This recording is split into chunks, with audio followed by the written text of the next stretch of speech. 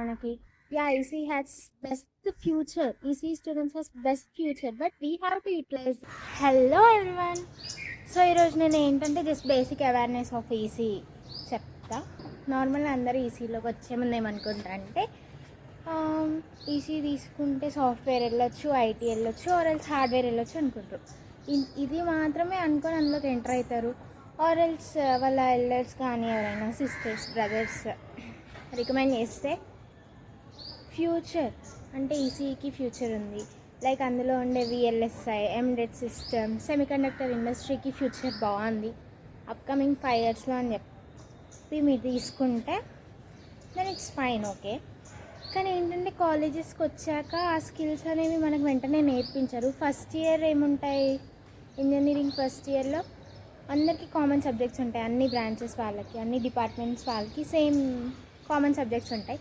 Second year నుంచి they will introduce అనమాట EC subjects. మనకి మెయిన్గా రావాల్సింది VLSI, ended systems and semiconductors కాబట్టి నార్మల్గా బేసిక్స్ మాత్రమే ఉంటాయి. సెమీకండక్టర్స్ కోసం కూడా మనం ఎలా, బట్ ఈసీ అనేది బ్లైండ్గా ఇప్పుడు అది కాకపోతే ఇది, హార్డ్వేర్ కాకపోతే సాఫ్ట్వేర్స్, నేను సాఫ్ట్వేర్లోకి వెళ్ళిపోవచ్చు, మా మామయ్యకి అక్కడ సాఫ్ట్వేర్లో జాబ్ ఉంది, మా బాబాయ్కి ఇక్కడ ఉంది, అలా మాత్రం తీసుకోకండి. వాళ్ళకి తెలిసిందే చెప్తారు, ఉన్నది చెప్పారు కదా. Actual what is what, reality ఏంటి అనేసి అని ఎవరు కాలేజ్కి వచ్చి ఎక్స్పోజ్ చేయరు. ఆ రియాలిటీని మనం తెలుసుకోవాలి. ఫస్ట్ ఇంజనీరింగ్లో మనకి మంచి సిజిపిఏ వచ్చినా కానీ నీకు స్కిల్ లేకపోతే లాస్ట్కి నువ్వు అక్కడ స్టక్ అయిపోతావు. ఎక్కడ స్టక్ అయిపోతావు, 20,000 15,000 దానికోసమే మనం ట్రై చేస్తాం. సర్టిఫికేట్ కోసమే మనం స్కిల్స్ నేర్చుకోవాలంటే జస్ట్ కాలేజ్ మీద మాత్రమే డిపెండ్ అయితే సరిపోదు. మనకి చాలా రిసోర్సెస్ ఉన్నాయి. ఇది మనకి ఎప్పుడు అర్థమైంది అంటే ఎండ్ ఆఫ్ బీటెక్ లైఫ్లో అర్థమైతే అప్పుడు మనం ఏం చేయలేము. ఎందుకంటే ఉన్న బ్యాక్లాగ్స్ని క్లియర్ చేసుకోవడానికి అయిపోద్ది. ఫ్యామిలీ ప్రెషర్స్ ఉంటే అప్పటికి will be in mid 20s or 21, already 21 cross అయ్యి కూడా ఉంటారు. వాళ్ళకి ఇవన్నీ ఆలోచించి అంత కాన్సన్ట్రేట్ చేయలేరు. Mental focus is very much important to learn a skill, okay. అక్కడ ఉన్న లాజిక్ని మనం అర్థం చేసుకోవాలి కదా. ఇక్కడ నుంచి అయినా ఎవరైనా తీసుకుందాం అనుకుంటుంటే డెఫినెట్గా మనము తీసుకుందాం అనుకునే ముందు రోడ్ మ్యాప్స్ చాలా వేస్తాము.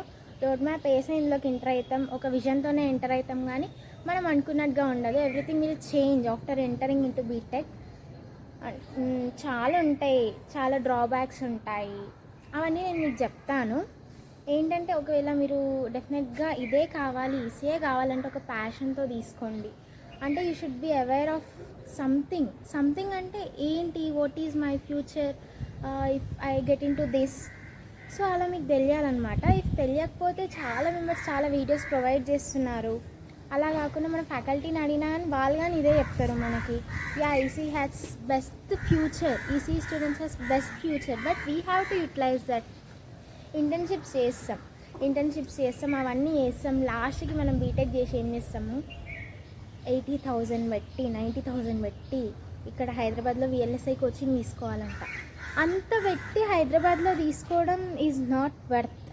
నేను చెప్తున్నా కదా, తీసుకుంటే బెంగళూరులో తీసుకోండి. ఎందుకంటే అంత ఎఫర్ట్ చేస్తున్నప్పుడు ఖచ్చితంగా మనకు అవుట్కమ్ అనేది ఉండాలి, అవుట్కమ్ రావాలంటే ఏదో నార్మల్గా వచ్చిందా అంటే కాదు. 80,000 90,000 అంటే ఇంకొక 1 year ఫీ, 1 year ఎక్స్పెన్సెస్ అవుతాయి మనకి, ఇంకొక అంటే 4 years కాకుండా. సో దట్ మీన్స్ ఒక మంచి ప్లేస్లో, మంచి ఇన్స్టిట్యూట్లో తీసుకోవడమే బెటర్. హైదరాబాద్లో అయితే అసలు రికమెండ్ చేయను. అండ్ అలాంటి కోచింగ్స్ కూడా తీసుకోకండి. Every aspect I will do video, okay. Stay tune. If మీకు వీడియో నచ్చినట్టయితే do like, share, comment, subscribe.